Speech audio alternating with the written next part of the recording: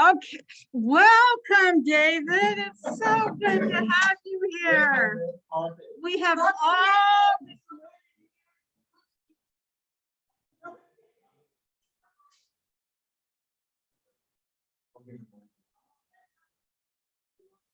Oh my God.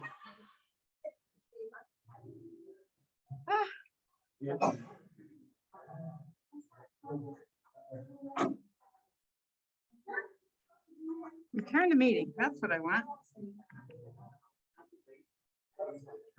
Yes, because they all said they couldn't come tonight. So that's why I'm doing this Zoom thing.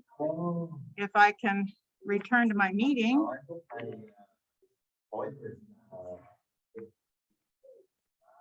Okay.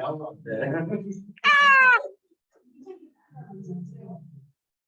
And yeah, but then it looks kind of weird sometimes. There we go. All right.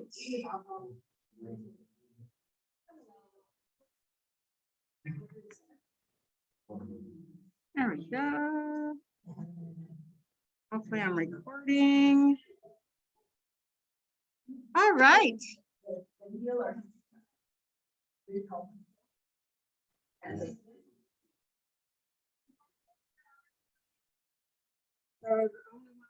Tonight, so we're going to begin with our Emmaus story.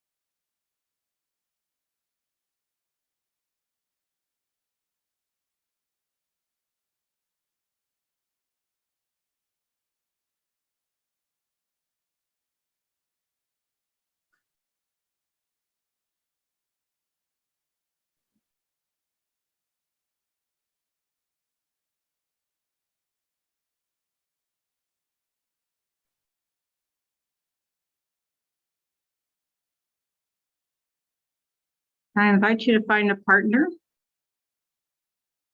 and share in pair.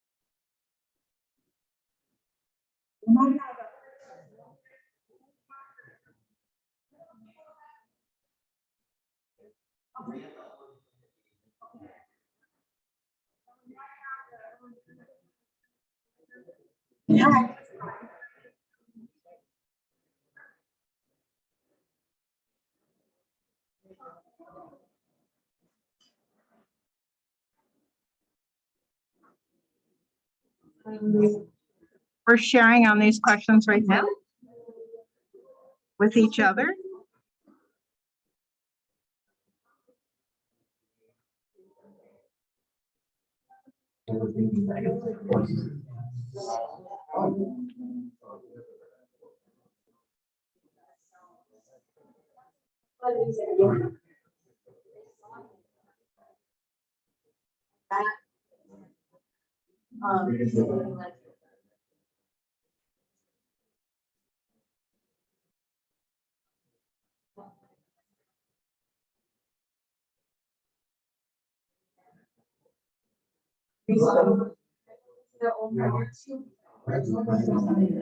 Yeah.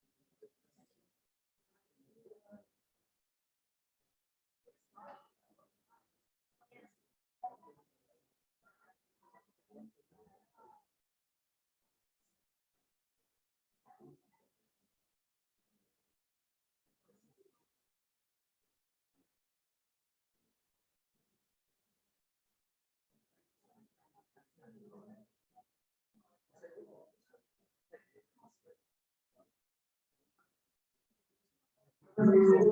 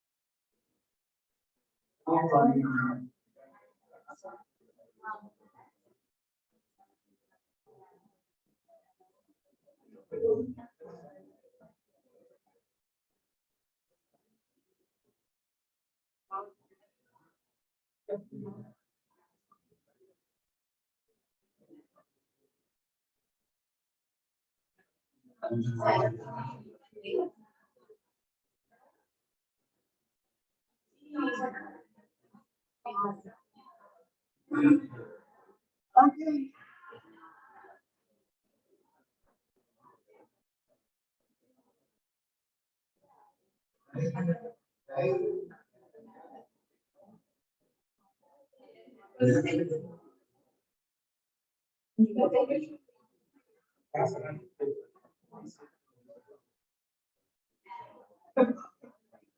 And my mom.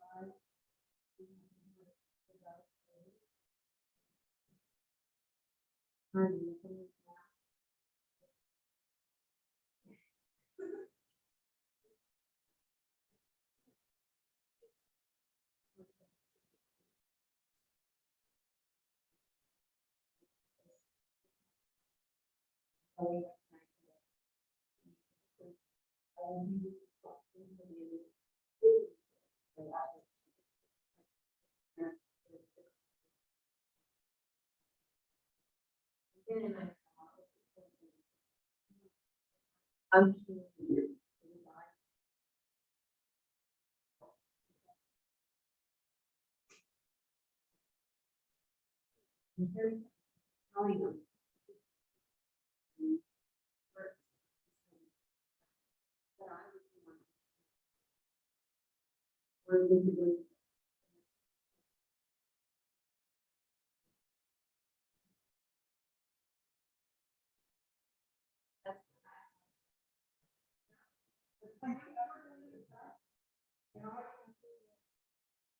ground, or it's so preoccupied, whatever the problem is, and you can go past.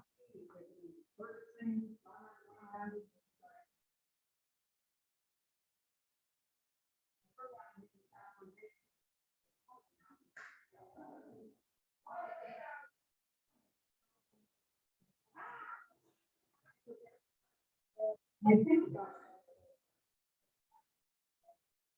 So,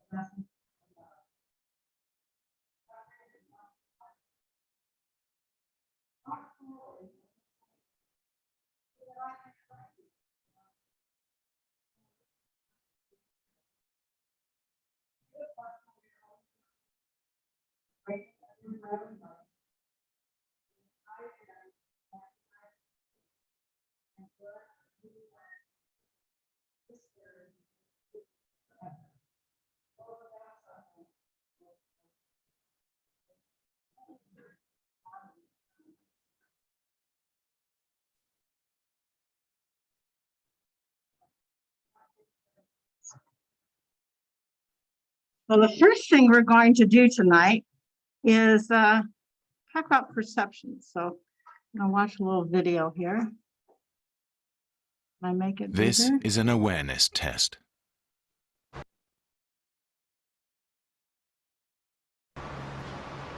How many No, I need to make passes it does bigger. the team in white make? What I can do here. Well, this, yeah, I'm showing it through Zoom, yeah. So it's on the screen. here. Hold on. That's it. Okay, let's see what I can do here. Stop sharing for a minute. And where are we at here?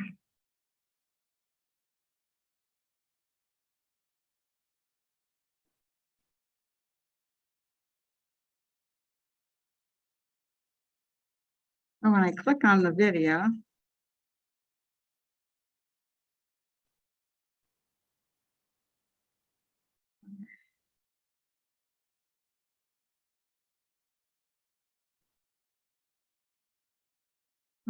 screen right here. Black screen, white screen. No, I don't want that one. No, no, don't go fast. When I do my Unity deformed, and I show those on screen share, it comes up.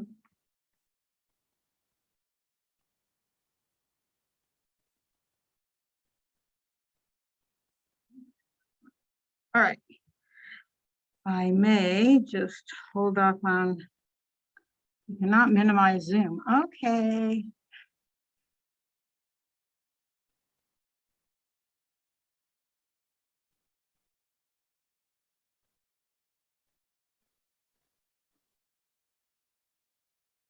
Anybody know how to do this? More techie than me?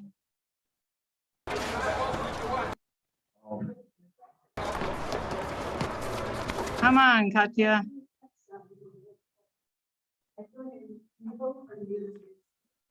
You seen how to do it? Okay. Yeah, the wires here.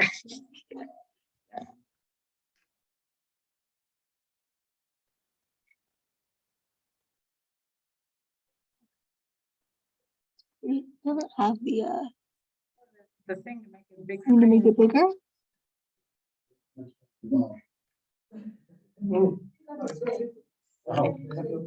Is he a techie person?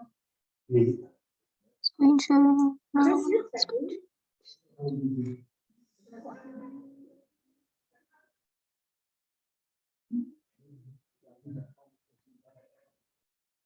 Yeah. Maybe click YouTube and see if you can do it through that. This is an awareness test. How many passes does the team in white make? And but you need a big to be able to see what's going on.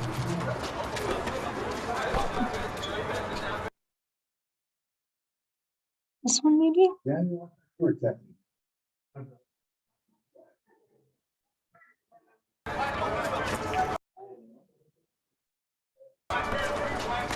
Let me try something.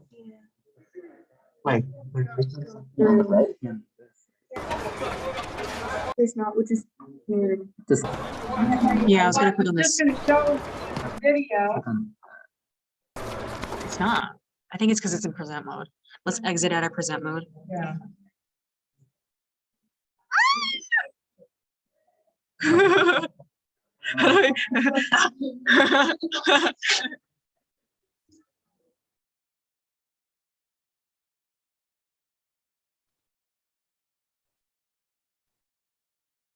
Is that it? Yes, it I'm just is. gonna open it into And new. then that one. Mhm. Okay. Now. There you go. Let's go back here. Share sound. Okay. Okay. Woohoo! Takes a team to make it work. This Awesome. is an Okay, here we awareness test. How many passes does the team in white make? How many passes does the team in white make? Watch carefully. That team might need to come up close.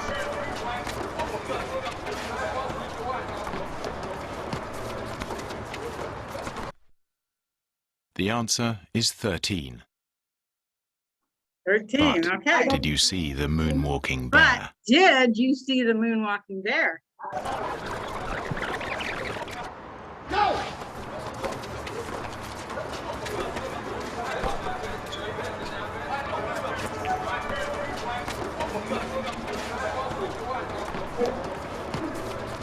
No.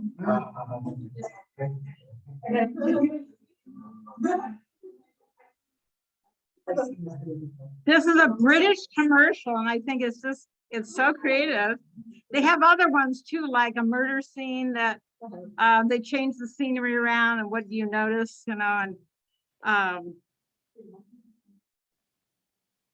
but if you ever do this with the kids because they love it,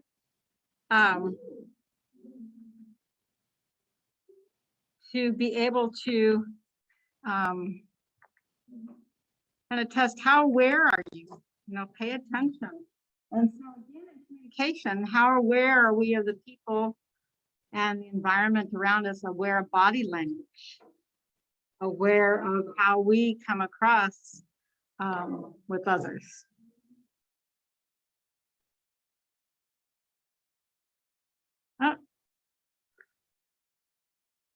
So I don't know if anybody's ever seen this Chinese symbol. This is their symbol for listen. So this is symbol for ear. And then this one is symbol for heart. Undivided attention. And eyes and you. And so this is their symbol for to listen. It's a lot. Wow. We not only listen with our ears, but we also listen with our hearts. We give that person undivided attention. Yeah. And we watch with our eyes. And What's a beautiful character? Mhm. My sister, who is a missionary in Vietnam, I know. China College. Underground.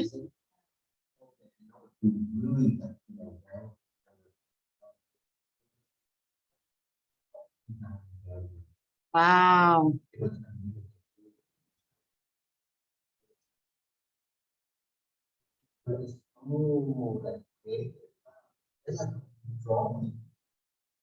Yes. Mhm. But this is so much more than the word listen to really describe. Take a picture of it. Yeah. You can take a picture. Well, I'll be sending this out to all of you as well. So in communication, it's not just talking, but it truly is listening. And really listening to that other person and giving them our undivided. How often, especially when my son was growing up, he'd be, yammering about something. Yeah, I'm cooking dinner, and yeah, okay, yep. And so we are often so divided in our attention, or we're watching our phone and trying to listen over here, and it can get confusing, overwhelming. So we're not giving our total attention to any one person or thing. So what do you see here? You see two caps? Okay. Ooh. A person sitting down. Ooh.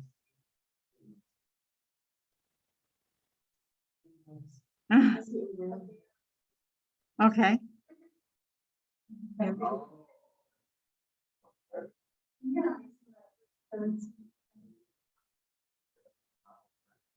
Yes. Oh my gosh, yes. Uh-huh. Right? Right? Uh-huh.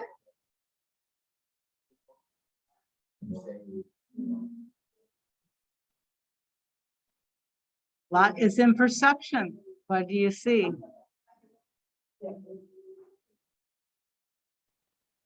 Here's another one. You seen this one? You have to close your eyes and then stare without blinking for, I think, 30 seconds. And then look up at the ceiling and you're.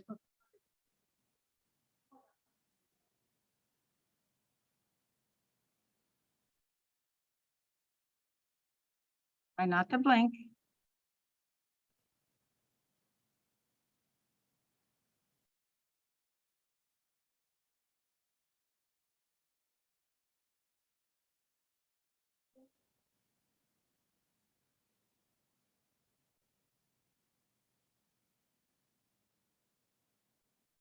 And then look up at the ceiling when you're ready. Blink your eyes a few times. Does anybody see Jesus? Yeah.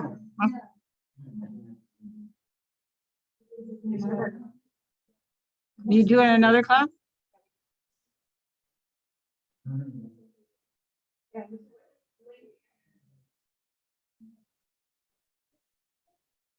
Should I go back? Ah!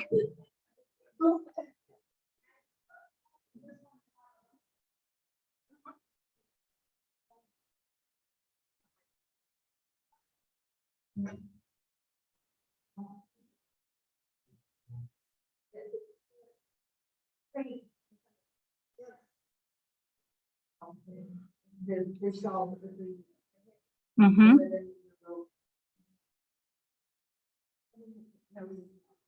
Yeah. Uh-huh.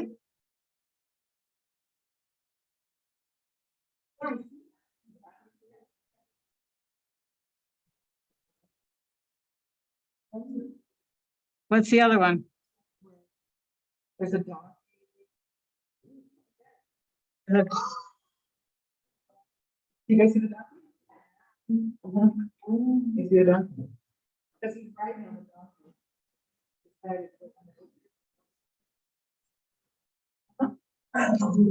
You see it? Yeah. Isn't that cool?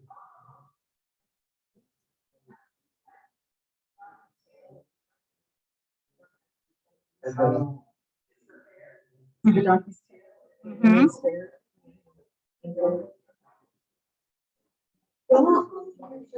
Yeah.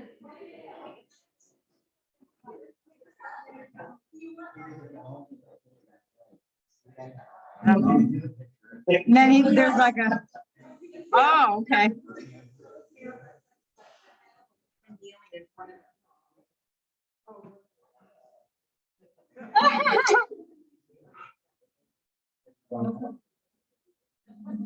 And the second one, what do you see there?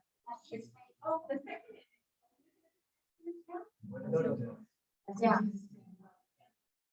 Can everybody see Jesus in the second image? Or do you just see black and white?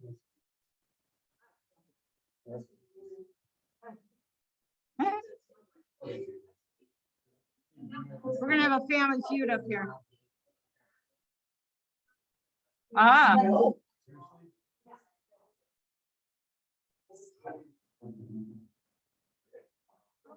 Sometimes maybe you need to.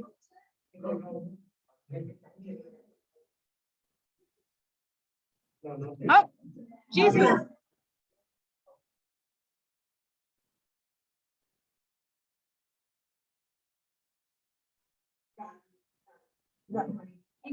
Wow.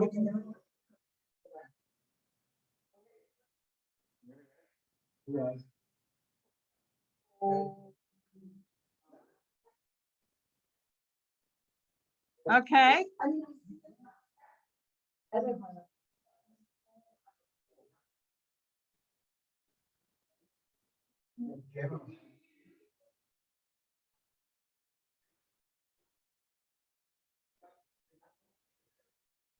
But this is just shows we all have different perceptions. We see things.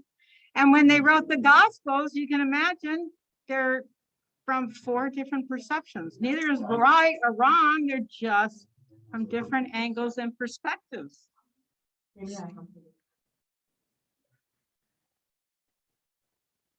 This is a classic one. What do you see here? A young woman. How many see the young woman? Yeah. How many see the young lady? The old lady, excuse me. Okay. Oh, wow.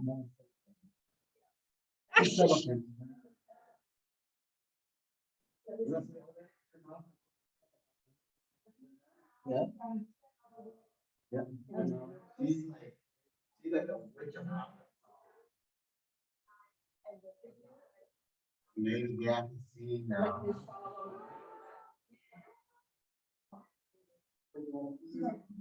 And then the old.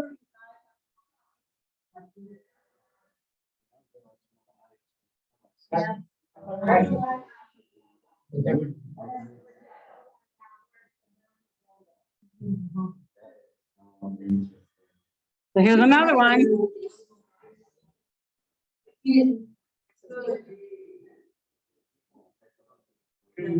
How many see both good and evil?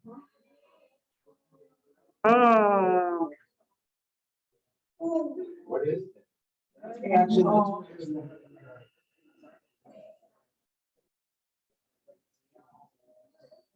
Ah.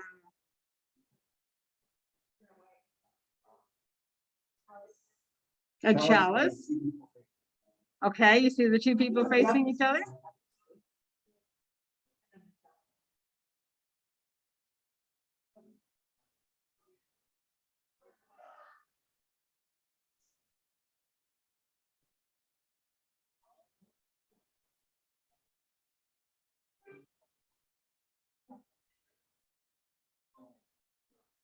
Mm-hmm. Their hair's like, woo!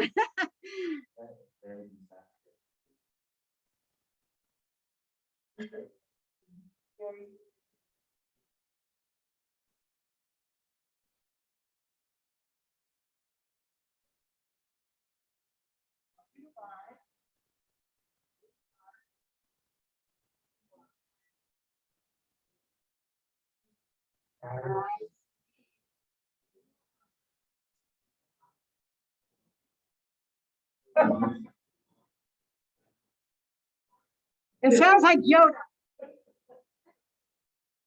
Too wise you are, too wise you be. I see you are too wise for me.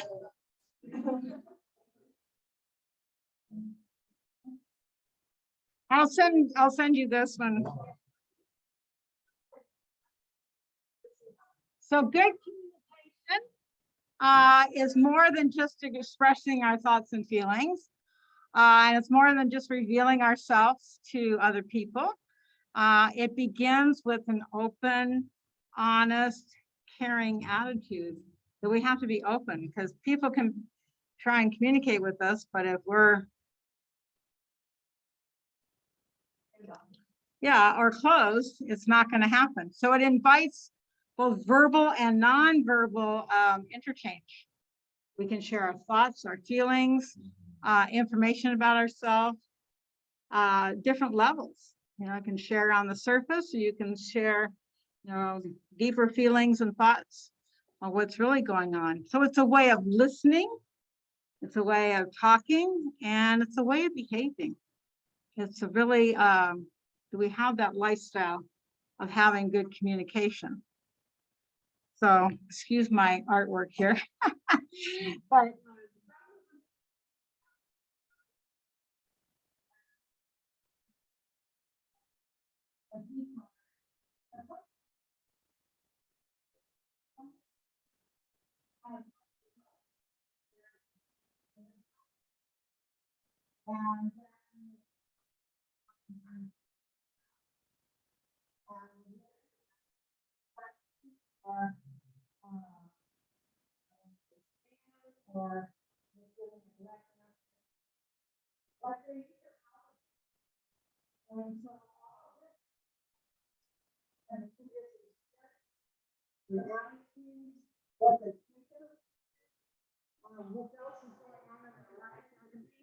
a lot of different kinds of barriers. Sometimes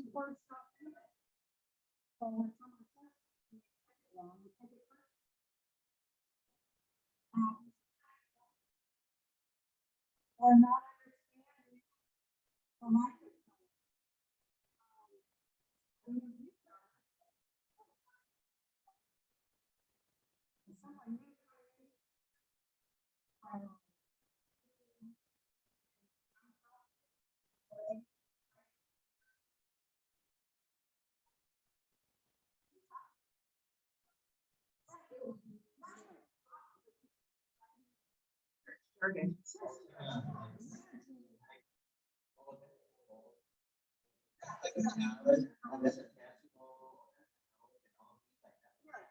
That's what the account menu you're talking about. It's not that container for the whole. Yeah.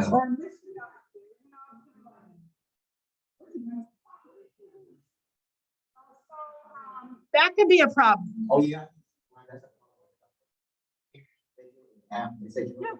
They feel like, am I like what incompetent? Yeah, am I close here? What is the Do I belong here?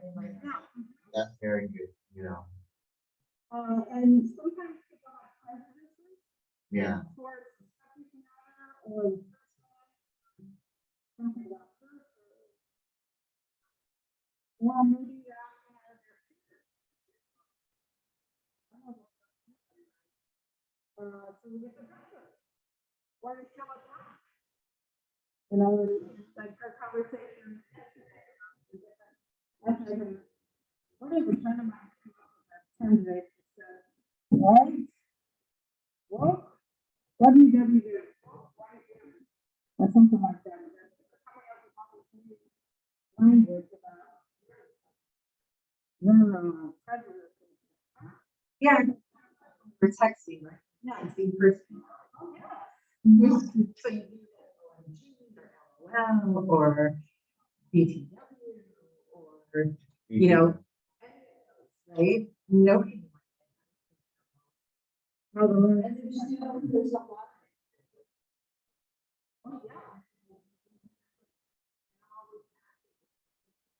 Yes.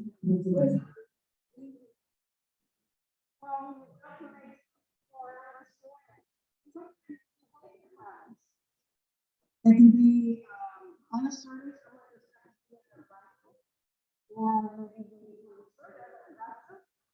be passive aggressive. So that can all get in the way of helping.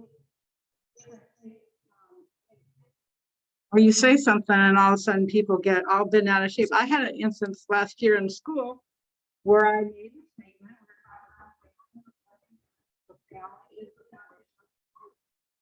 Always goes to family, so goes society. If the family says something about their part, society is gonna do it. Yeah, single parent families, that's hard to find, there's a lot more people in the country. From single parent families, where there's nothing, and we have no role model, or there's no role model, or with the financial, right, to, single family. Well, I asked her to,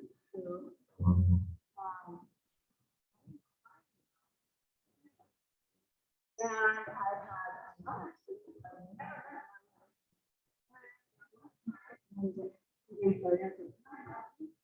because I'm here representing the LGBTQ plus whatever group on campus. And I'm here to talk to you about your what? At Motor Date. Yes, I didn't know this. I'm here to represent a person in our community who was kind of offended by what you said. And we have created a hostile environment for gay and lesbians. A classroom, and we'd also say, wow. So they called you out on your bias. They were saying. It was the bias. I'm just stating. The facts, right? And so I went to, the guy who's kind of our detention list in here. And there's some statistics. My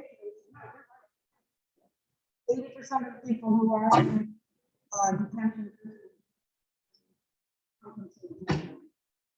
It's not all. And so the student is telling me this, and I'm like, you don't know what I said in the classroom, and it's totally inappropriate.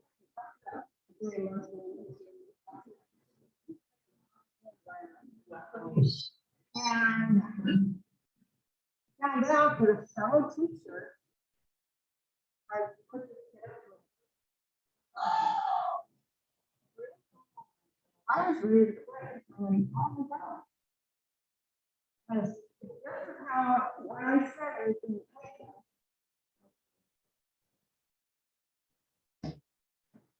what can I say in the classroom? I'm not going to just students taking it totally twisted around and how they heard it when they received it was very far from what message I was trying to send. It's sorry that happened to you. And I went to the high school. Right. And actually called us to the bed.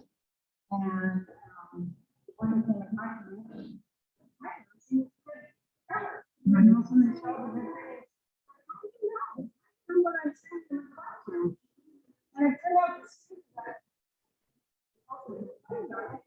Came in my classroom all the time to talk to me. She is on the spectrum. And she is high. She goes through these different stages. She's suicidal. I talked her off. I talked her off for 2 times. And she comes to national all the time. When she was not her. But something triggered in her experience with that. So what I said is,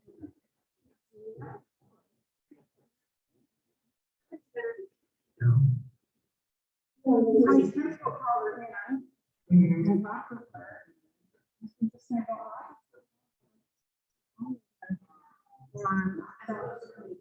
yes, exactly. definition. Why did this teacher not come to me? Why was she talking to me? Right, You don't know what I'm saying. right. But I'm serious. All right. And it's doing it. And then the next week you go, oh. I'll be your Facebook friend. No, I'm not sharing anything with you. I don't trust you on the Twitter phone. So it's So, yeah, especially in this climate in our world today, everybody's Munson on edge and they're ready to stuff. So to be very careful. So we're going to practice some nonverbals. because they include a laughter. This is supposed to. Never had someone who's like, "Learning my way."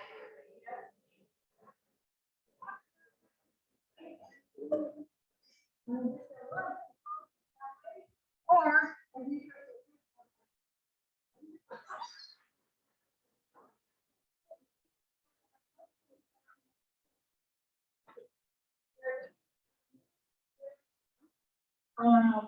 The facial expression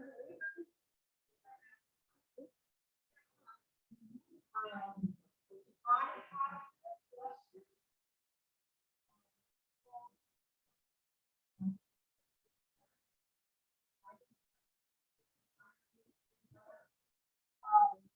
For a body posture. Yeah.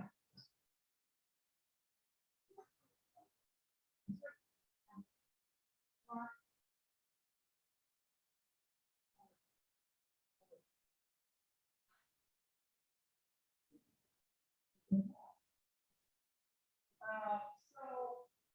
The body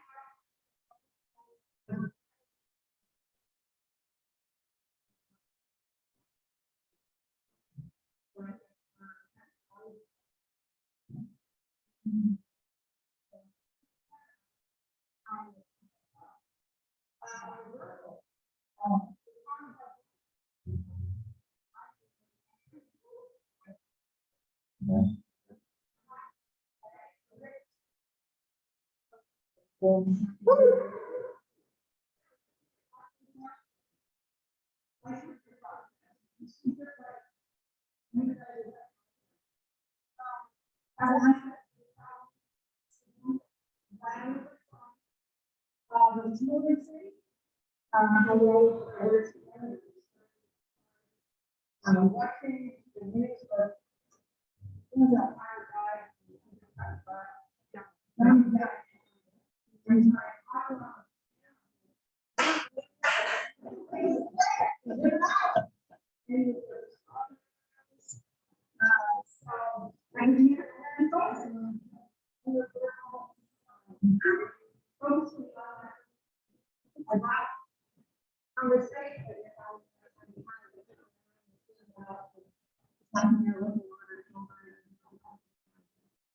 So I want to practice here. So again, with your partners that you shared with earlier.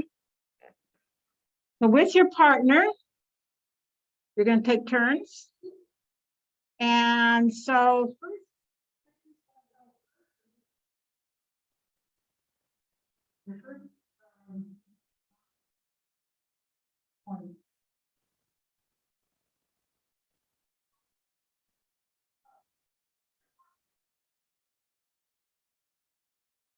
One would be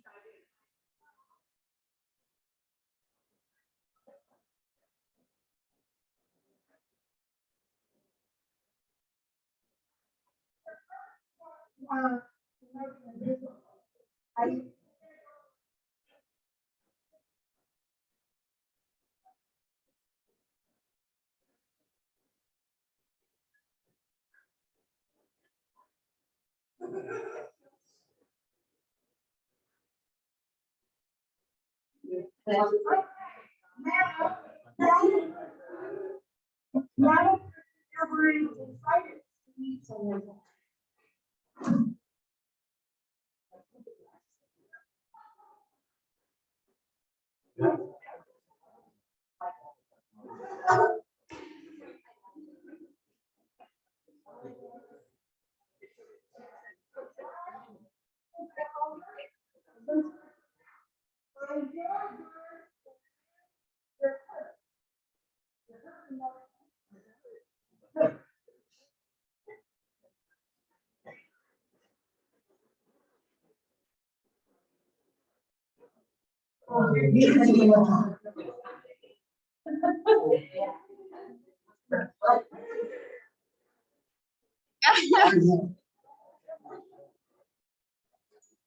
Okay.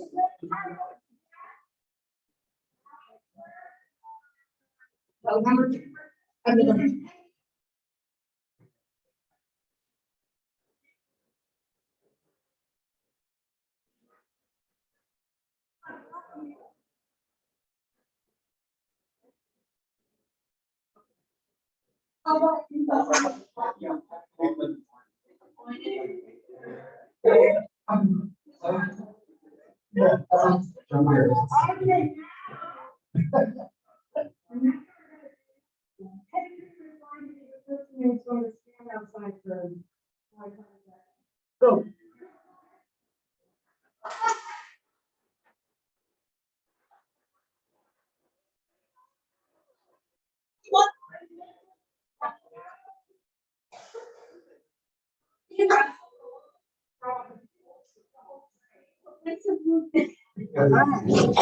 Well,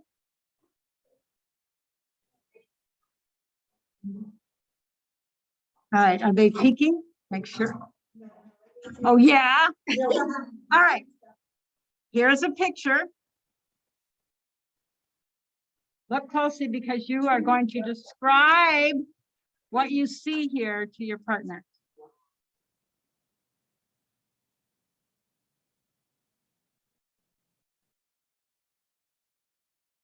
And you're gonna have to describe this to your partner. No, although I did this with the youth ministry, our retreat, and they did have to drop it. I forgot paper, so.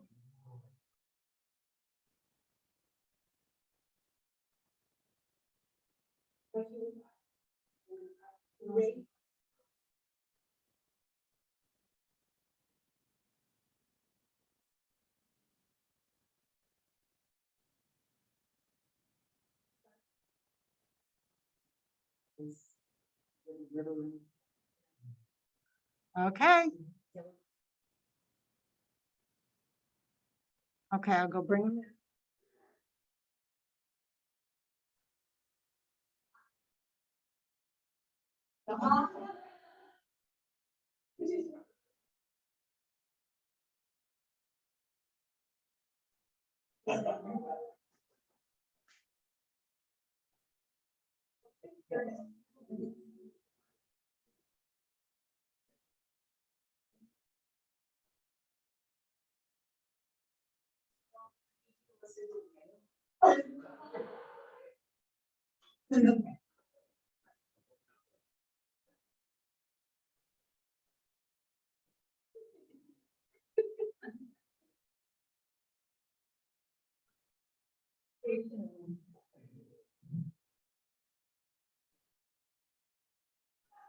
You describe it to your partner. Describe the picture to your partner.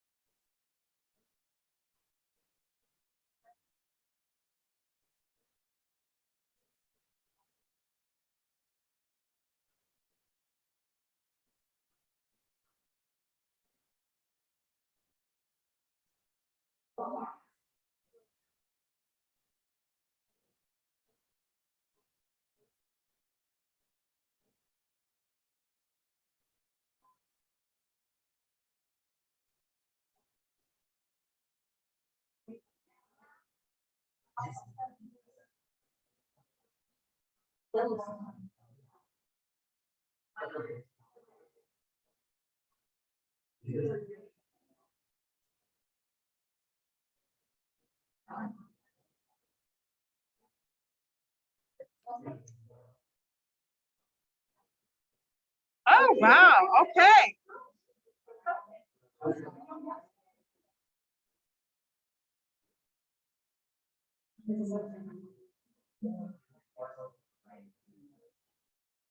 So you having him draw it?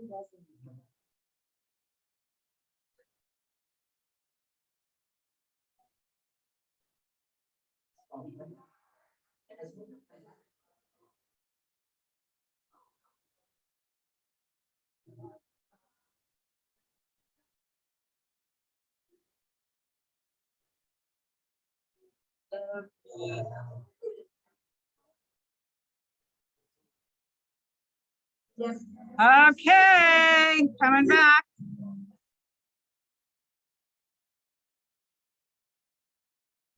Does this look like what was described to you? No. Does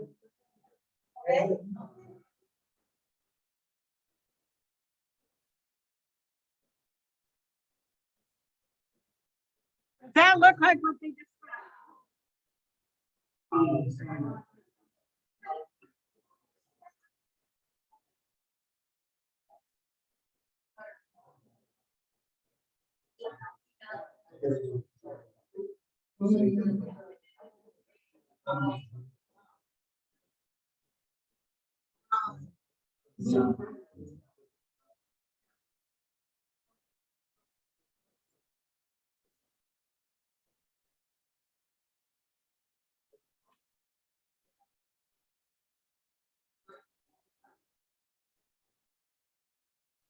Okay.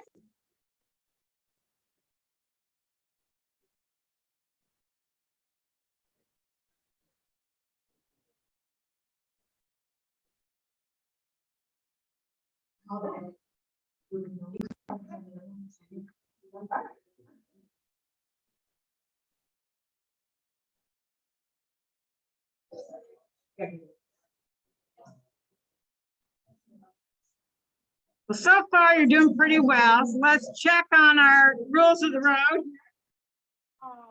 And as leaders, and I assume you're all leaders, that is just good for families and relationships and friendships and all of that. I think it's good to know. So we'll get started. There we go. So a definition of a leader is someone who influences others.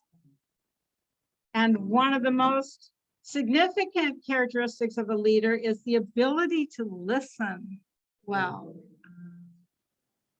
And oftentimes we think a leader is the one up there diffusing information.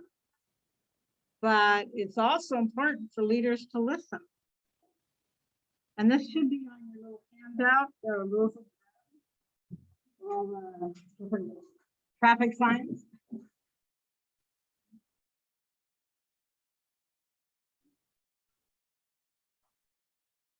So good leaders watch these signals. So red light, stop talking. I heard earlier, David was saying, don't interrupt me when I'm talking. You remember that rule? Or hold your temper. Have you ever felt like you're just going to explode at someone or at the group? Or sometimes when the class gets kind of crazy and I just kind of turn around and go like this. They go, what are you doing? Oh, I'm just banging my head against the wall. Don't worry.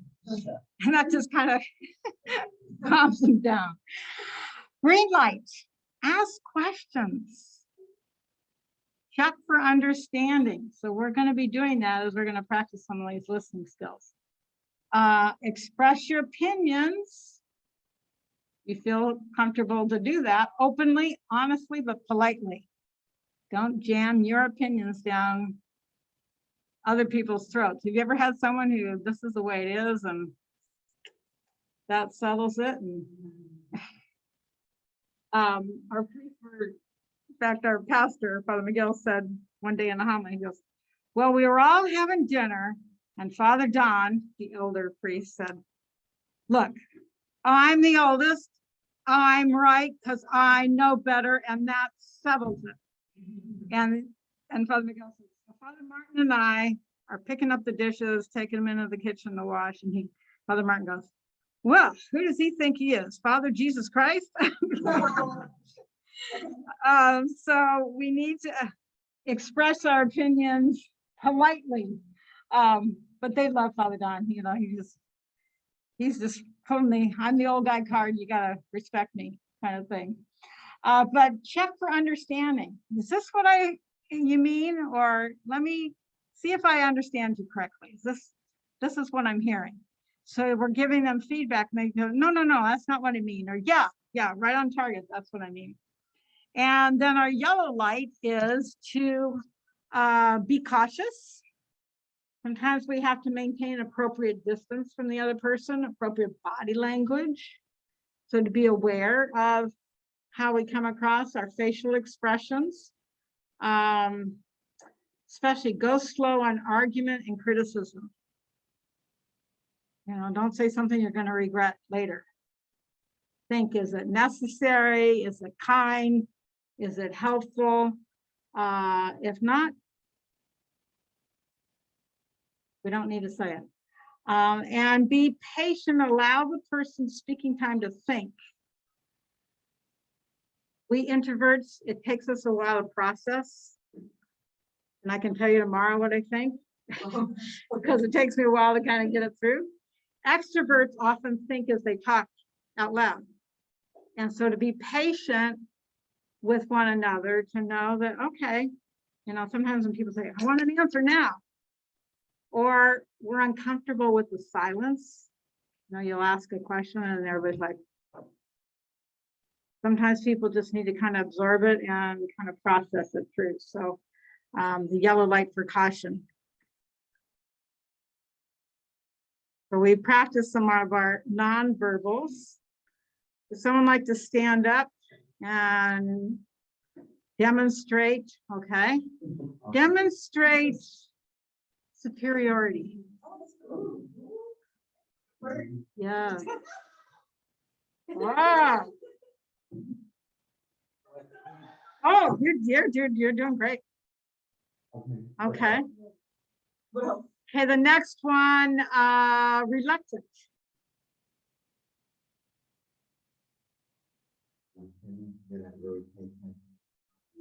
Okay, or we're walking slowly and you're not quite sure.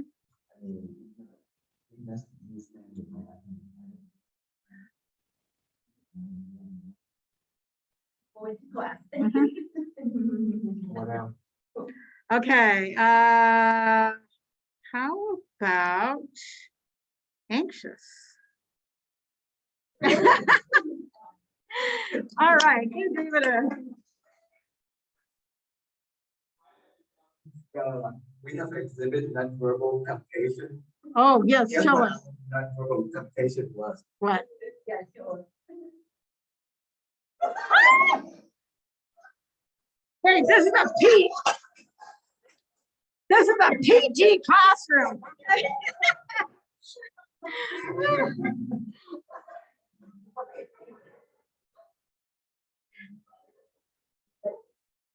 So good communication is a two-way street. And we need time to clarify ideas. We need to kind of process and think through things.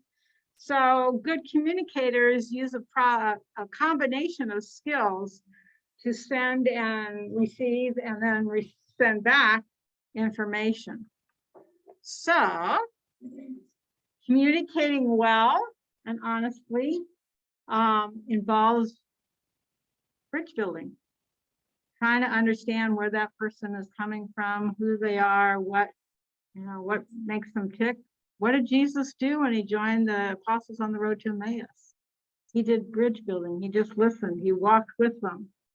And the key to connection, and this is a motto they have at St. Joseph's Hospital: seek first understanding, then to be understood. So to seek to understand the other person before trying to get them to understand who you are. To seek first to understand and then to be understood. So relationships deepen as trust grows. The more we share and that person receives what we share, then the deeper the trust grows. If you share something and then the person turns and uses it against you, or says, I can't believe you just said that or did that, then we're like, oh, okay, I'm not going to share that one again. But communication is body language. And 38 tone of voice and our facial expression. So a lot is in the verbal. And only 7% of the verbal. So you have to really pay attention to the body language and the tone, even more than our words. And the people we work with will remember us and the body language and the tone of voice in our heart more than they'll remember something we said. And so we have to remember that. So we're going to practice I statements. And I statements is a sending message to communicate where we take ownership of our feelings and our thoughts and our values rather than, as some people would say, the imperial we, or everyone should be doing this, or we're going to do this now. It's like, we? I didn't volunteer for that. So to say, oh, I'm going to do this now. Would someone like to join me? So we're going to practice with the I statements where we use I think, I feel, I believe, I need, it looks to me like, or in my opinion, or I'm happy, or I'm frustrated, or I'd rather.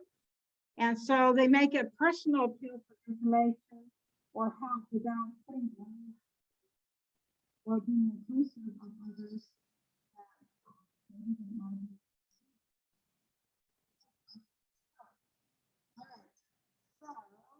are going to get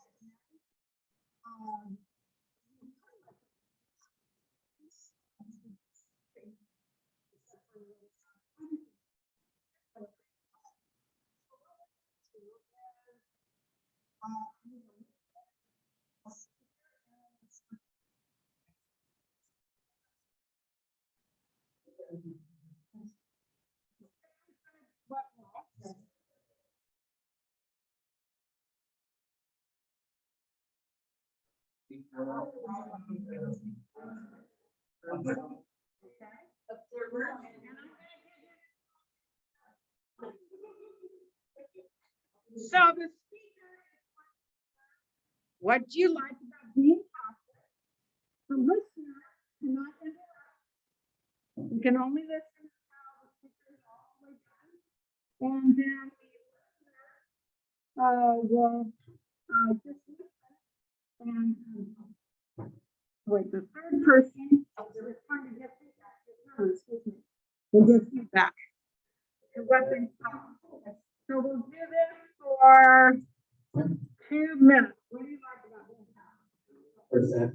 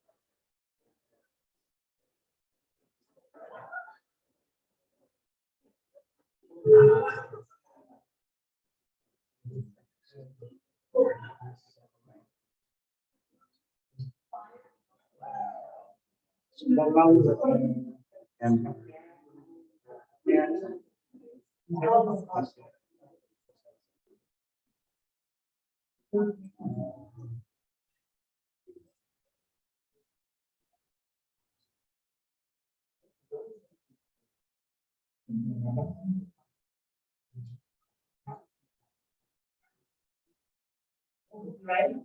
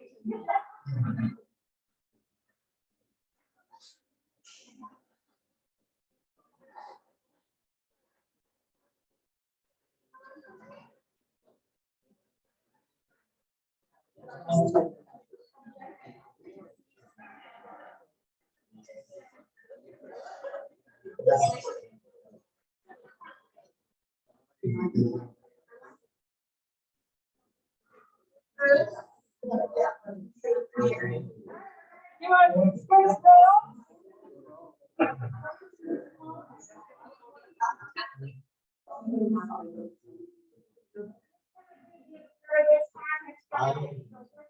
And he's gonna be the speaker.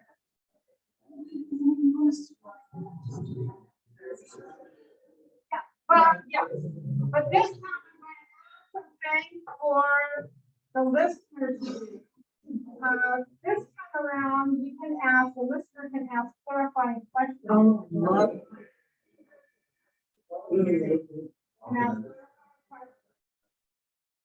Now, if you want to elaborate on something or some deeper or check understanding, you tell me more, I don't understand, or, let me, did I hear you right? This is what I heard you say. You can ask the clarifying questions.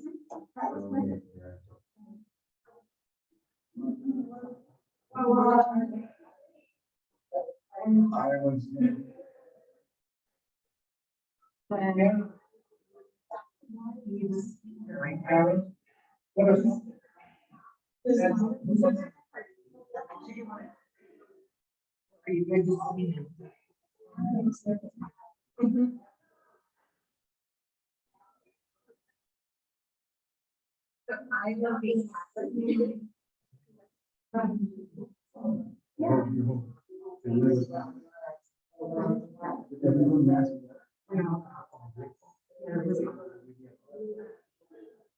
Remember, like, this is about, and I'm not listening, he doesn't really fault. You know, why you got me.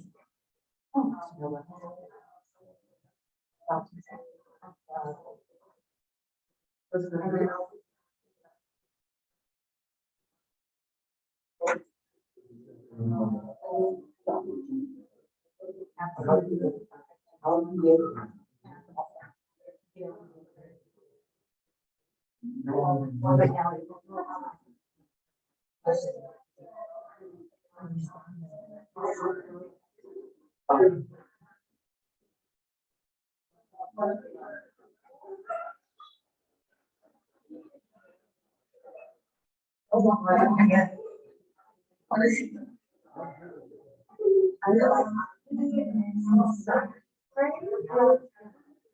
So I.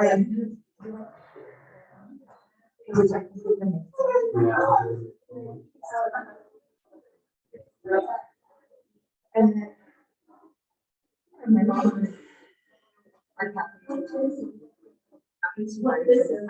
don't even know how you say it. But that. I'm sorry.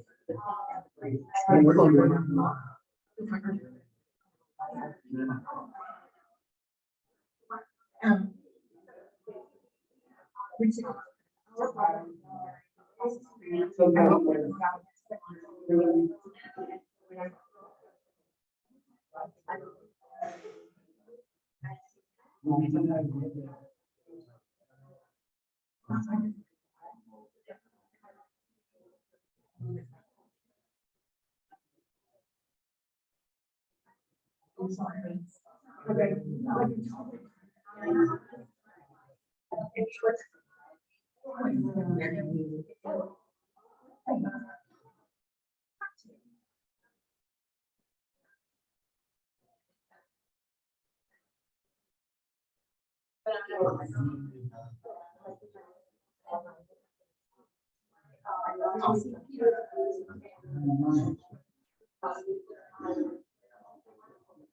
Good time?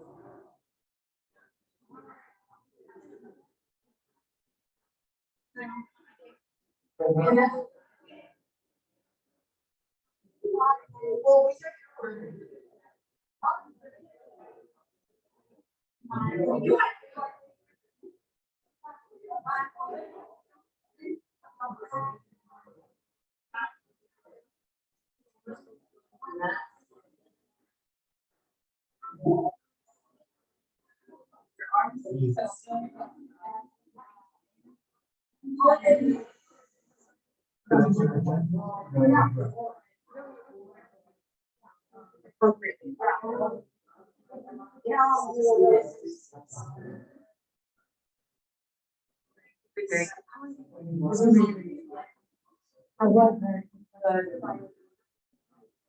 Yes.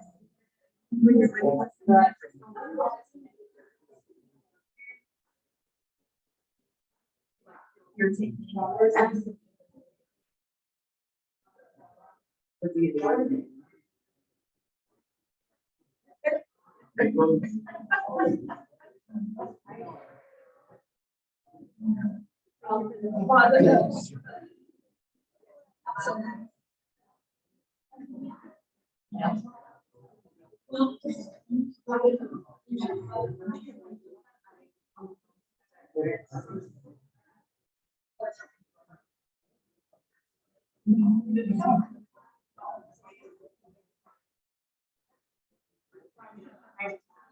I'm really up here.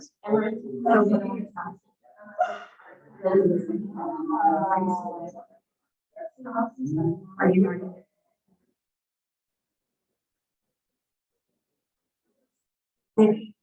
Yeah.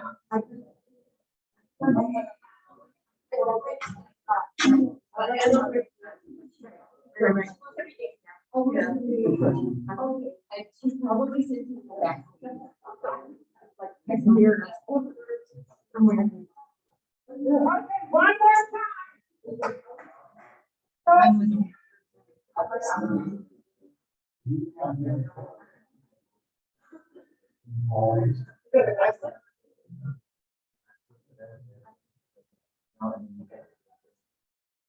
Okay. Are you Catholic? And this time, focus on, you can ask clarifying questions. But you focus on non-verbal, active listening, which you know, asking clarifying questions, what you mean, and just what you were saying. And add to that paraphrase. Okay. One of that was a picture, but now paraphrase what you heard them. Okay.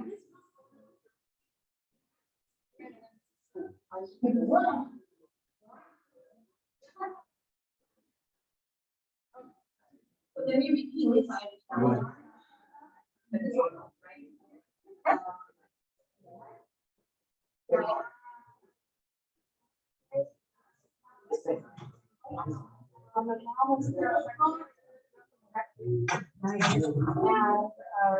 So our word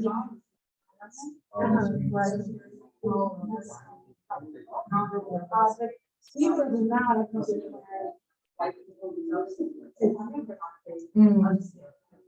where when I was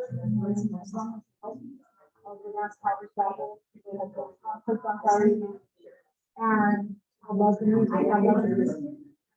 But it's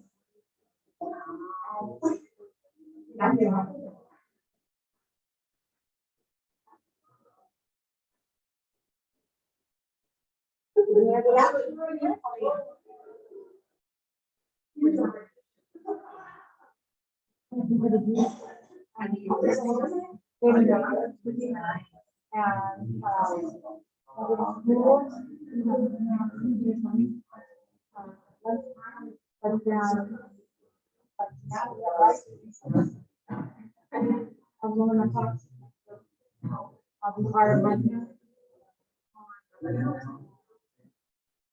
I don't.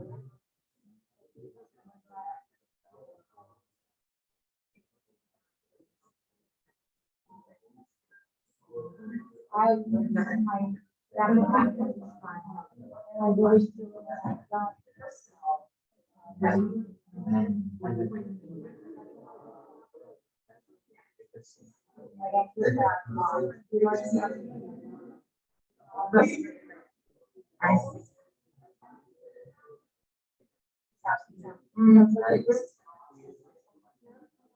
That's good.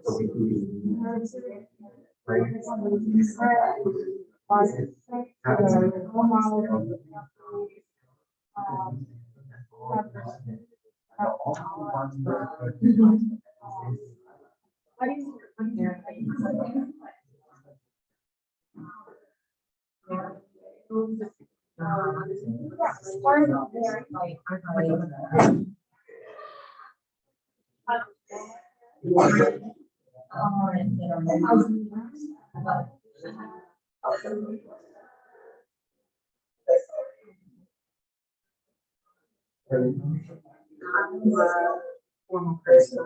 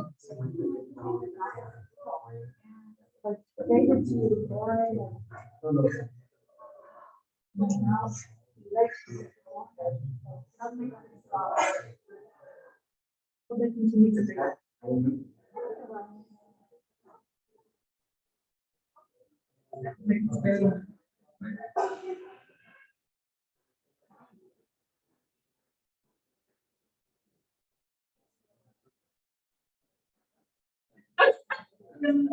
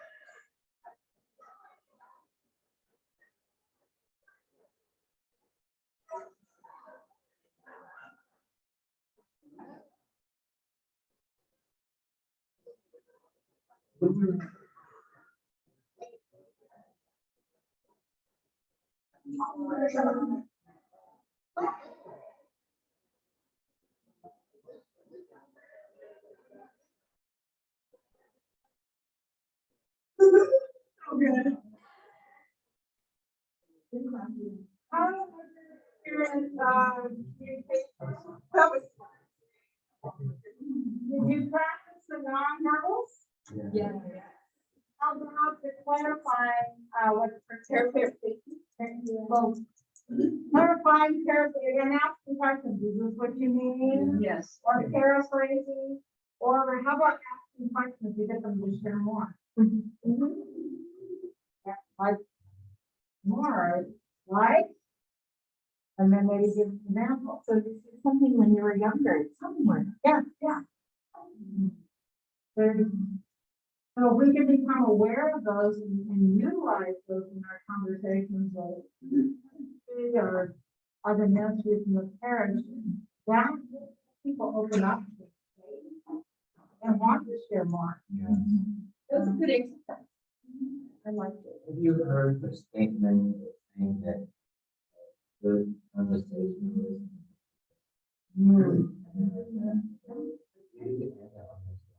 That one, John.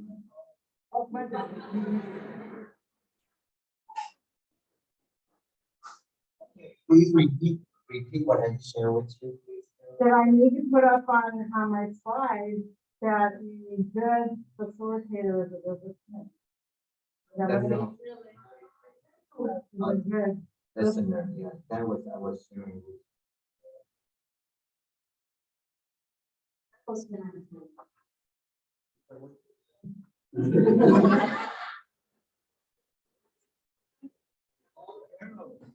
You really sound great.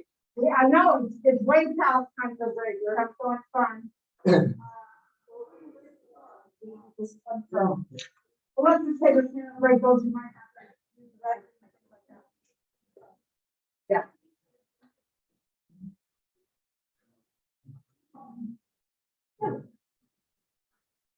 Well, we practice. There we go.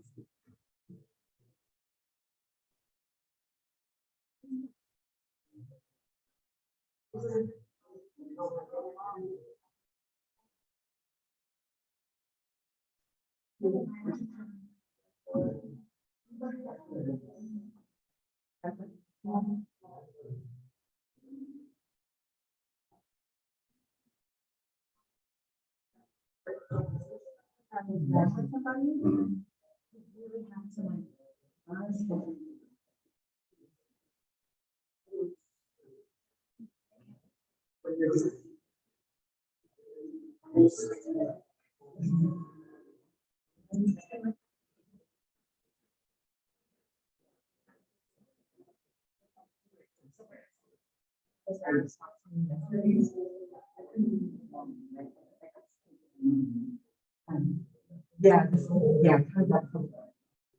And, you, I don't have to. Where did you?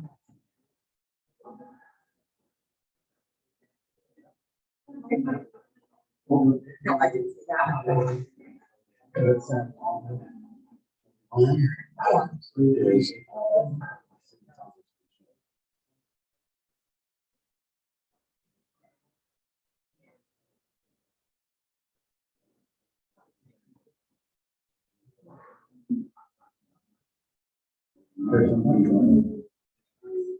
Yeah.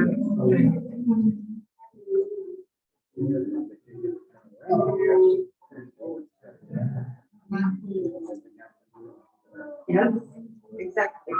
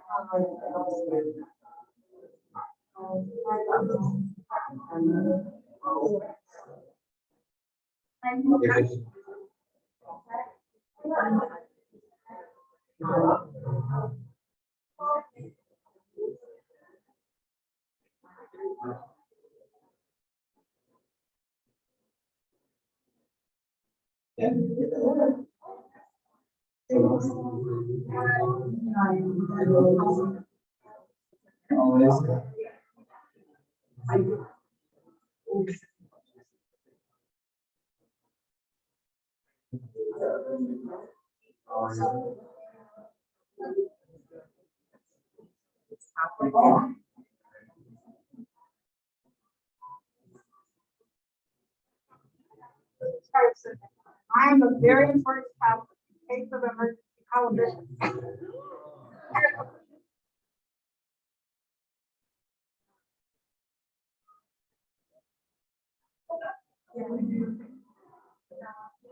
Right?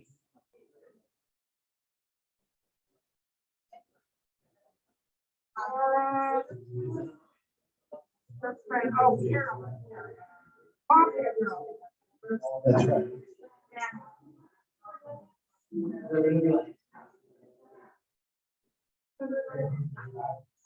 That's right.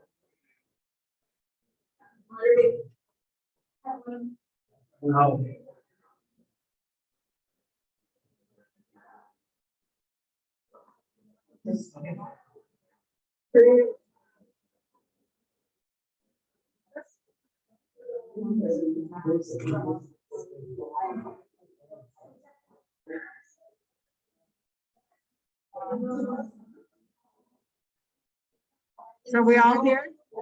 Okay.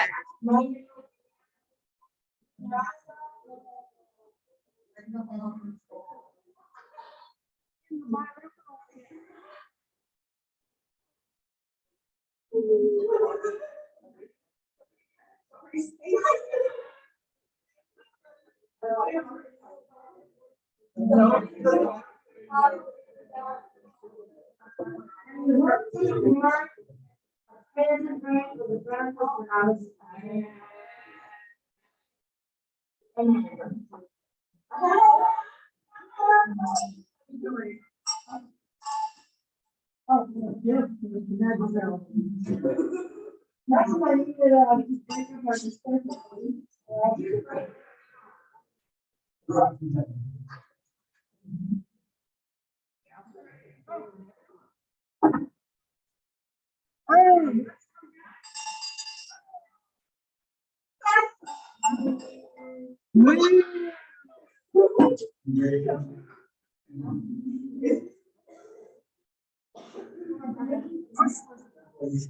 The start button again. Okay, here we go. So now we're going to work on use statements and not practice those because they block communication, because use statements come across as demanding, blaming, or focusing on things that can only be guessed at. Because we don't know the motives behind what someone is saying, and we make assumptions that could be really off base. I had someone very close to me in my life who would say, well, you did this because of that. It's like, no, that thought would have never even crossed my mind. So to be careful to not assign motives that people might not have by you do this, or you always, or you never, or you make me mad. No one can make us mad. We allow ourselves to get mad. And so we can't blame others for our feelings. No, our,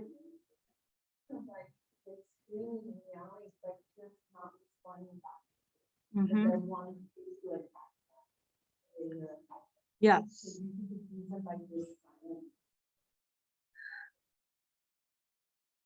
You ever had a little baby and they're having their temper tantrum and I just, okay, are we done?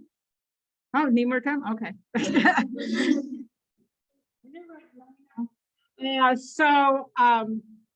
Or you don't care. We're not sure. Again, we can't assume motives because when we assume, we have one finger out towards the other person and the other finger pointing back at us. So that's our, do not use that word because it only gets us in trouble. Yeah, yeah.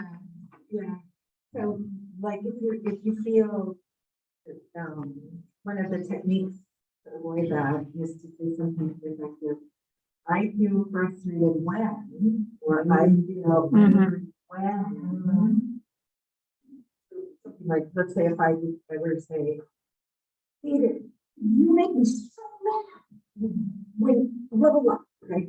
As opposed to saying, David, I become so mad when you're not listening to what I'm, or allowing me to finish my sentence, right? So that I'm expressing myself fully. Why am I feeling that? What is causing that? Not that David is the person that makes me mad, but no, it's not. When he's not allowing me to finish my sentence is what makes me mad. See, so you kind of have to look So at focus on the behavior rather than attacking the person. Yeah. See? You are blank. That comes out. Mhm. Yeah. Well, and actually, how does that make you feel? Like I feel frustrated when I'm not allowed to finish my sentences.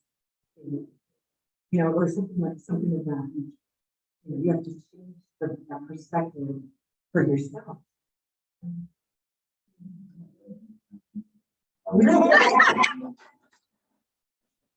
Mary Margaret gets frustrated when I don't allow her to. You.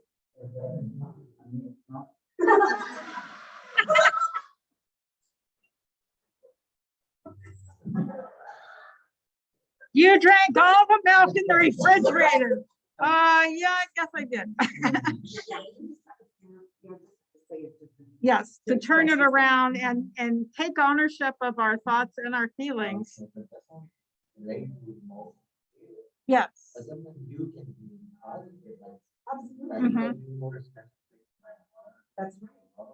Right, so so basically, do not answer the you when you don't feel it more. Or It is not connected to anything. More like you have to know. But you don't have to say, you know what, I have to go to church. Let me pray. You know, I need to go to church. I have to go to church. Right? Yeah, right. Mhm. President, I need to go to church. I have to do anything. You have to, right? So like somebody said that I have to go to church, and now you don't have to. But you need to go. I want to go. Yeah. Choose to. And So, anyways, that's kind of like, you know. So when we're using the you blame statements to avoid some of the red flag words that we often use with that, because it creates distance or defensiveness. When people or everyone, if you've ever been a parent, everyone else has a phone or gets to go there, go do that, and go see that movie. And it's like, well, we're not everybody, and in our house, we don't do that. So the generalized or the untrue, always, never, those kind of global statements just put a dent in the good way of communication. And then the judgmental, when we use words like should, ought, can't, blame, where we're blaming other people or assuming motives that may or may not be there. With the always and never, only use it when it comes to Ah, never lie. Always love it enough. okay, very good. Right? Yes. I think with the sexual language, Mhm. that you when you accentuate it, because it's typable and verbally, so all of these, when it comes to the biblical.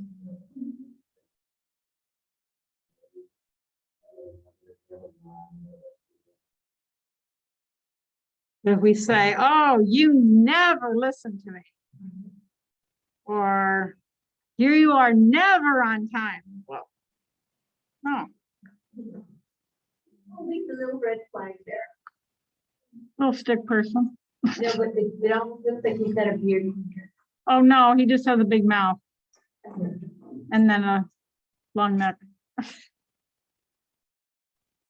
So 2 verbal formulas. When someone needs to communicate their own personal pain, ask the question, how do you feel?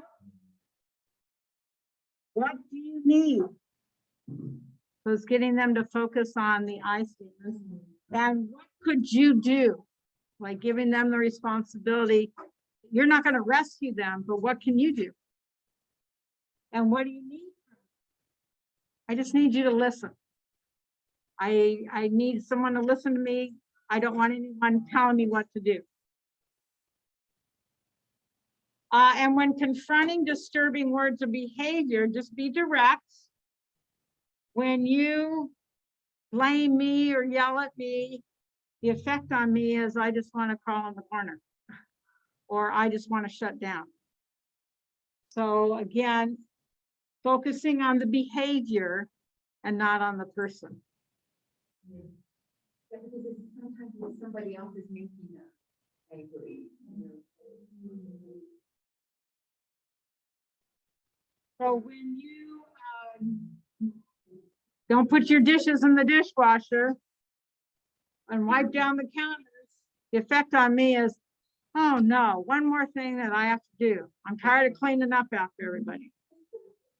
So see how you can just turn it into an I statement rather than, you never put the dishes in the dishwasher.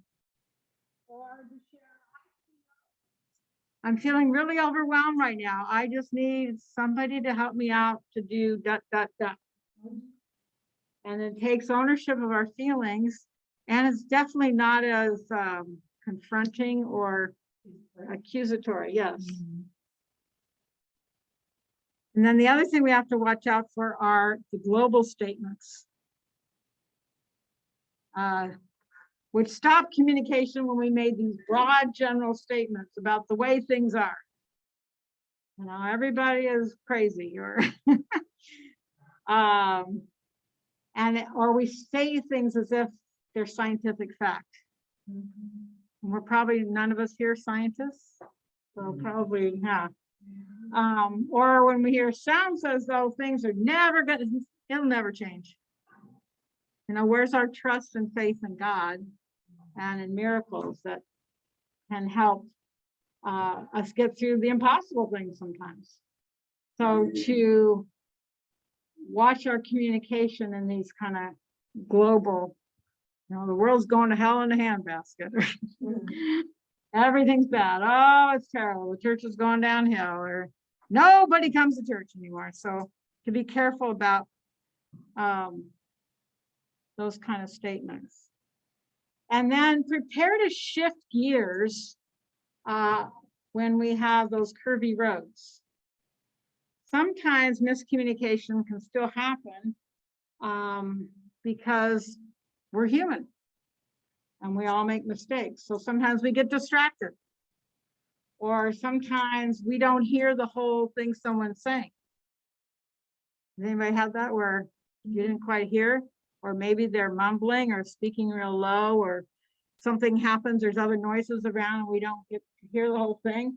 Oftentimes when that happens in my classroom, something will, and then someone will say, it's like, that's how rumors get started. You hear one little bit of a whole conversation, and then, did you know, or did you, this happened. No, it didn't, but things are taken out of context.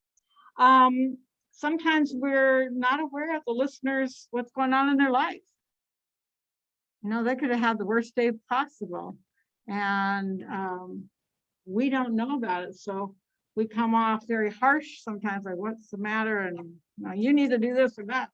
And right now they're just coping to survive. A word or phrase is not understood. When someone says something that we're not understanding, what do they mean by that?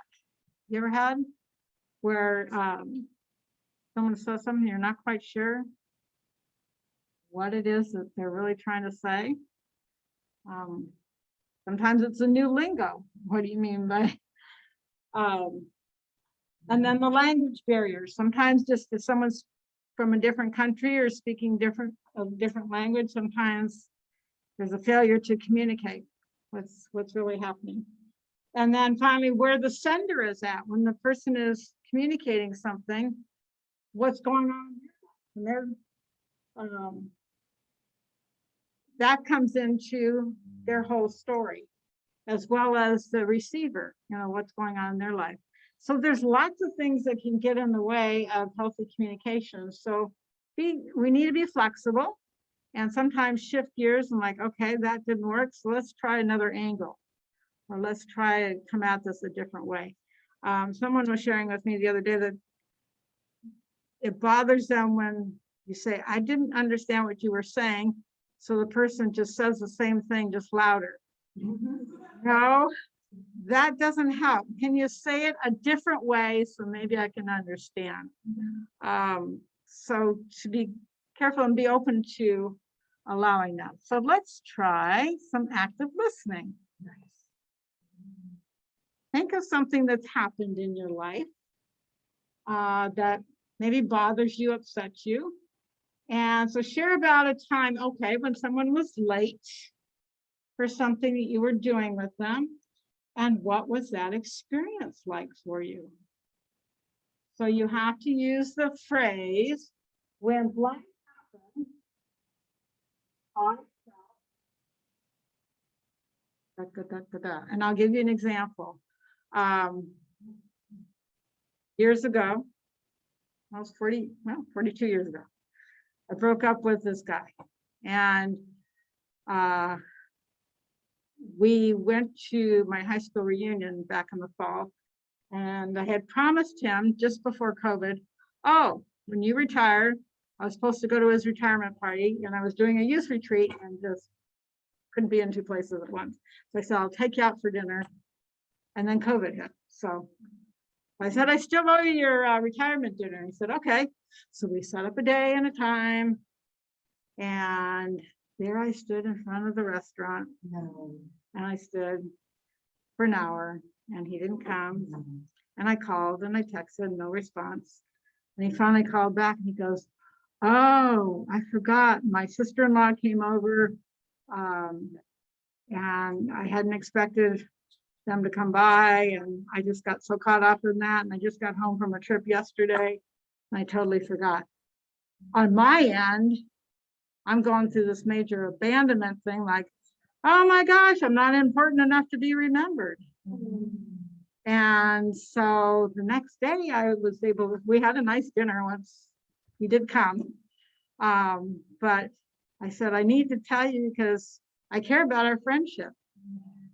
And when that happened, and I'm standing out there in front of the restaurant, my body just started shaking just because I've had the experience where I've been left hanging and felt I wasn't important enough.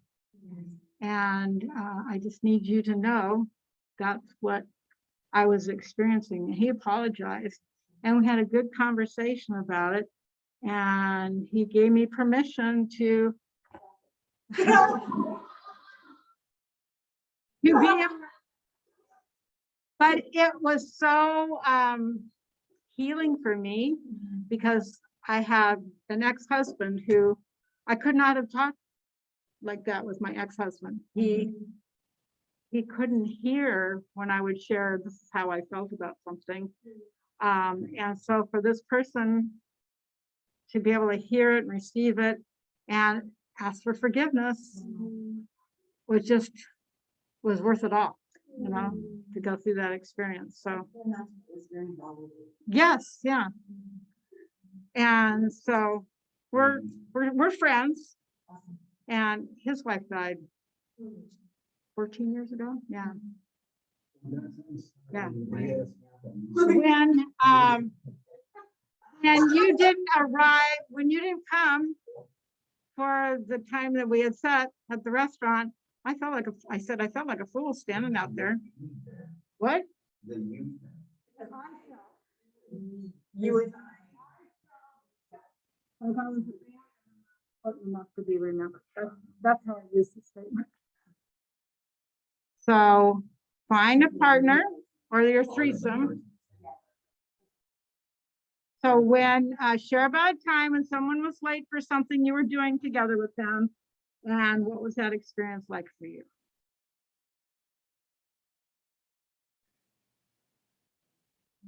These two are cracking up over here.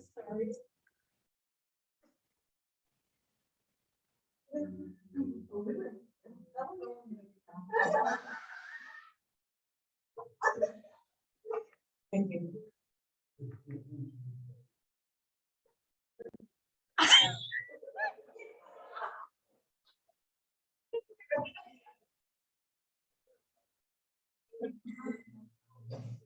You have people spying on another.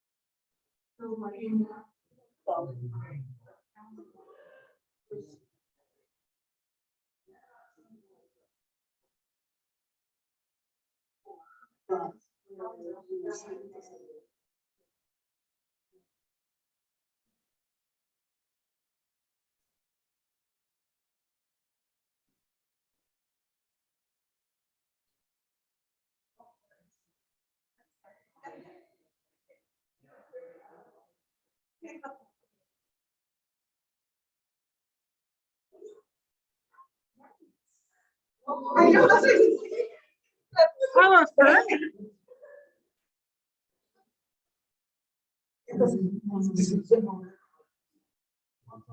Oh. They're about 10 later. What do you think?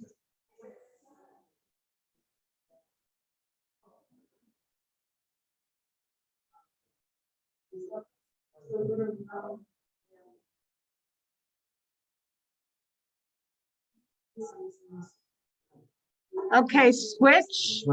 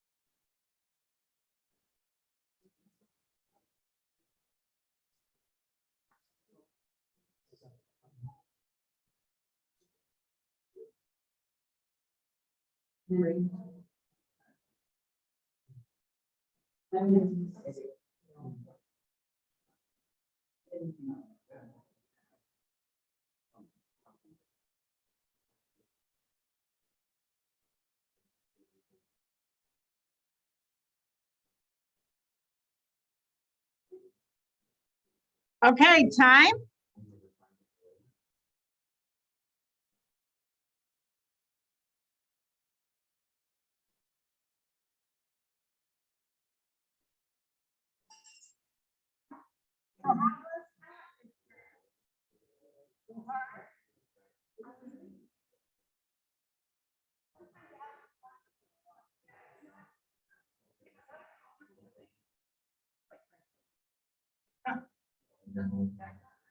It's not very. Where's you go? They're so engrossed over there. Right. Okay, we're gonna practice this time. You're going to talk about, the speaker's going to talk about a person who has influenced their faith life. And you're going to listen to what the person's sharing and then share it back in your own words, okay? So it lets the speaker know you're listening when you do this, all right? So pick who's going to share first. About a person who's influenced your faith life. So it's a little bit different than about your faith, okay? Ready? Go. Whoop.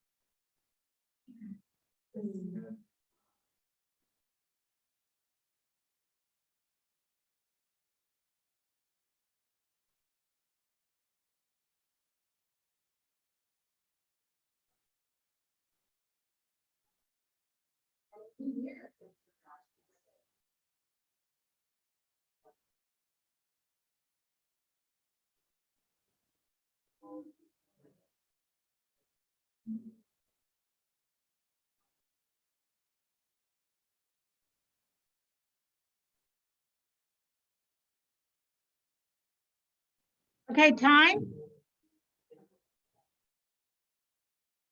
Were you able to paraphrase?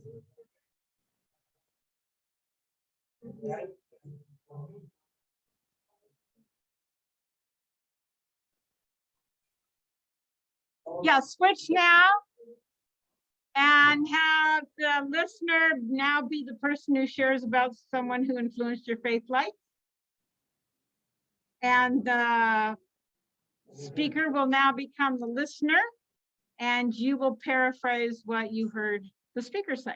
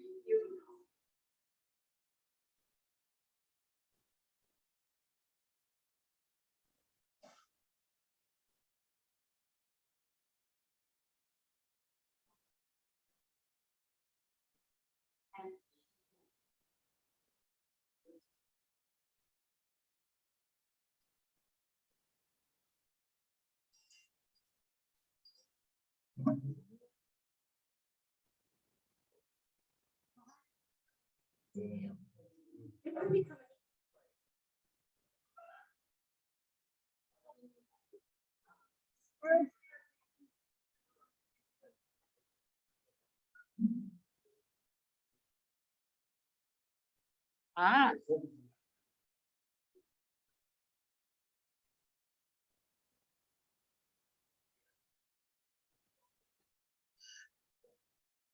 so when the person paraphrased, did they really communicate back what the person was sharing?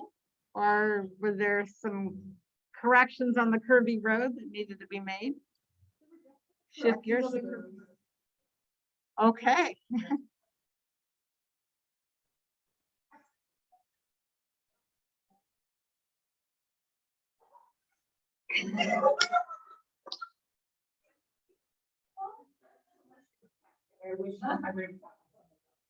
Oh. And here I thought I was on Marriage Encounter and they were sharing with each other.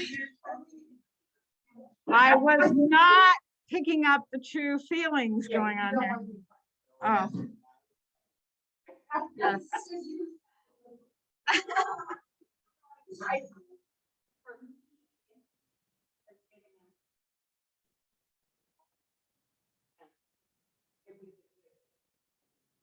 Hmm. Okay.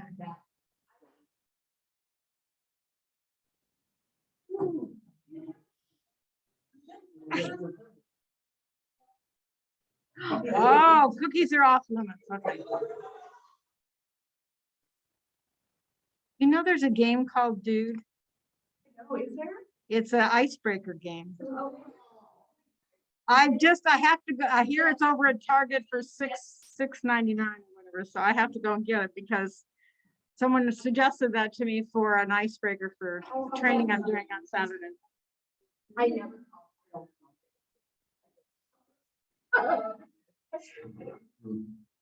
And so check it out. It's called Dude. So just summarizing, asking clarifying questions. Again, questions to facilitate deeper conversation. I think.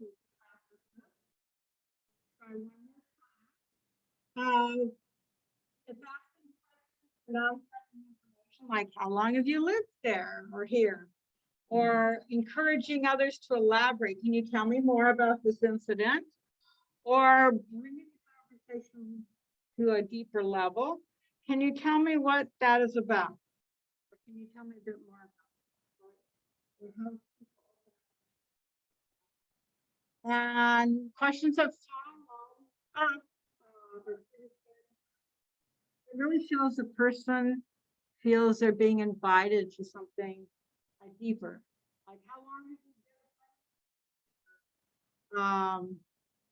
And maybe they don't know about this have happened already, you know. whatever. People.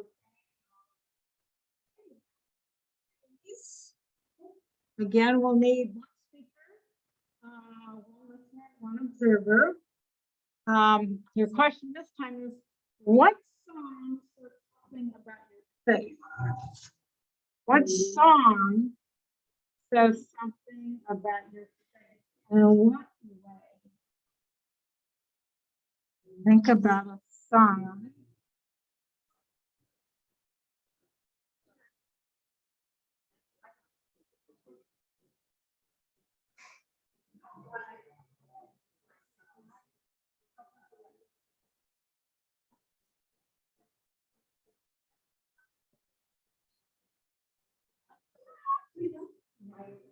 Did I sound like that?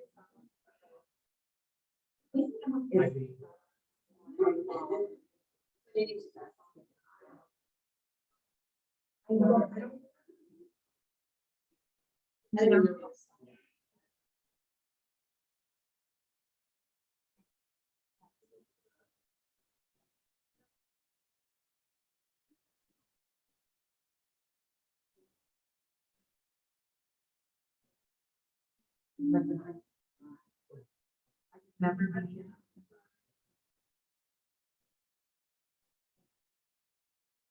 I was just told.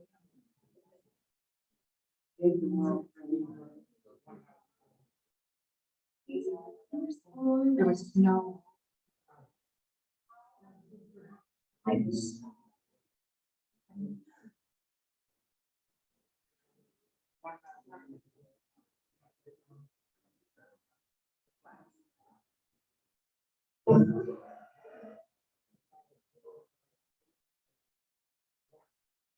I couldn't even. I said,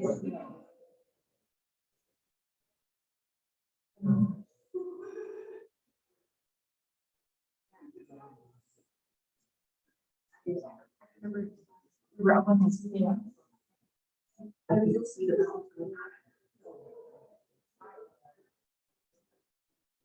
Yeah. Okay. Hi.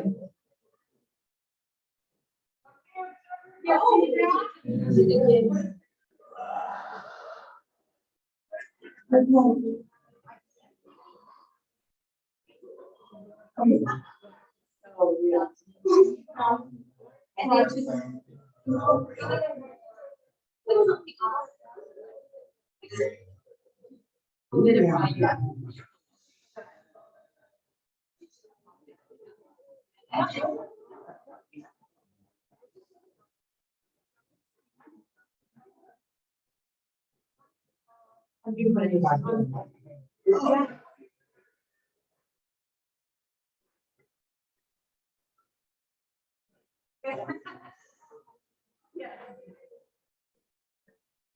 Oh, pretty good.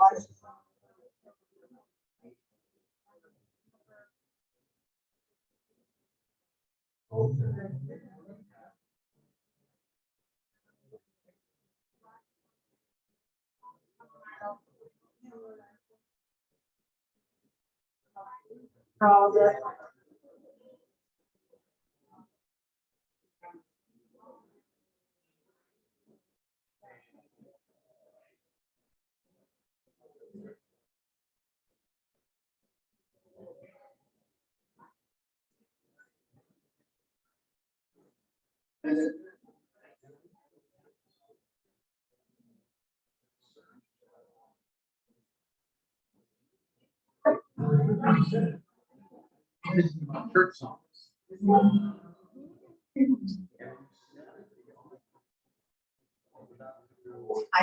Where's the?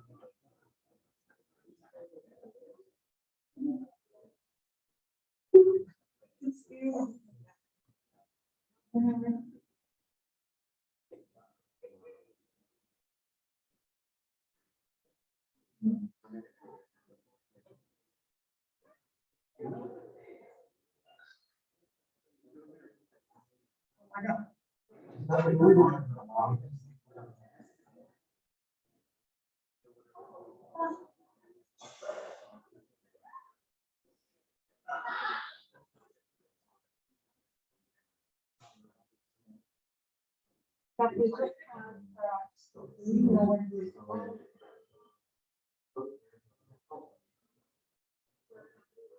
No, maybe that's good. Yeah, very. They're idolizing. And they're idolizing.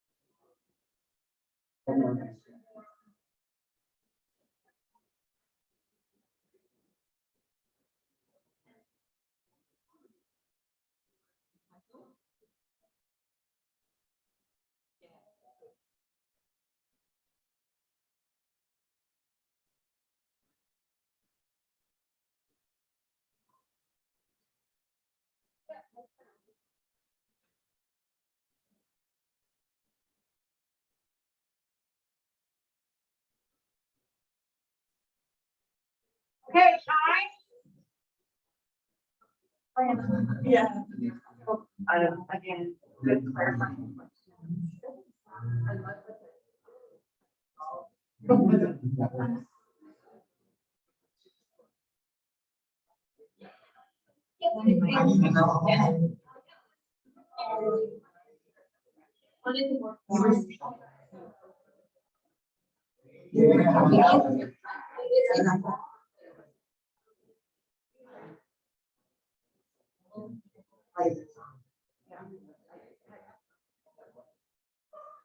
So I.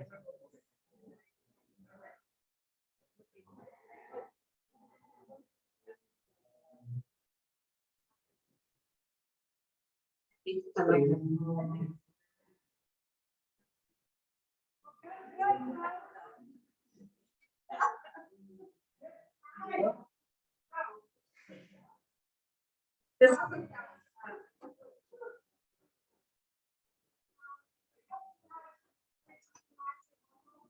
And.